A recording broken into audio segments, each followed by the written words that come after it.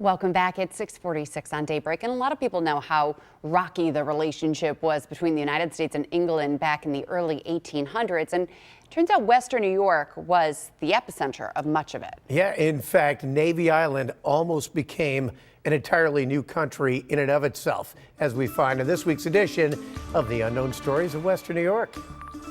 While you no doubt know about the Revolution and the War of 1812, there was another conflict in the early 1800s that put us in the global spotlight. The Patriot War of 1837, which is basically a series of insurrections undertaken by Canadian and Americans sympathetic to their cause, largely Irish, who were looking to push British control out of Upper Canada. Upper Canada at that time was what we currently refer to as the Niagara Peninsula or Southern Ontario. In fact, Niagara-on-the-Lake, known then as Newark, was at one time the capital of Upper Canada.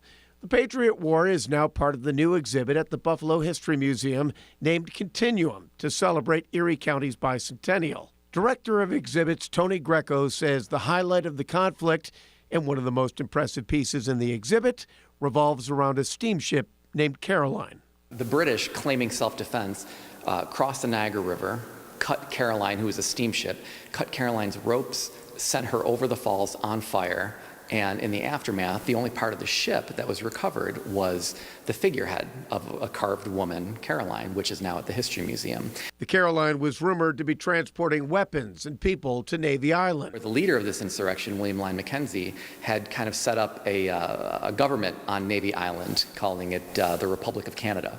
But Mackenzie and his troops were forced to retreat from the island across the river into the United States. It was at that point that the U.S. government stepped in. Those people that are responsible for it are arrested and sentenced up to 18 months in prison for violating the neutrality that existed between the United States and Britain.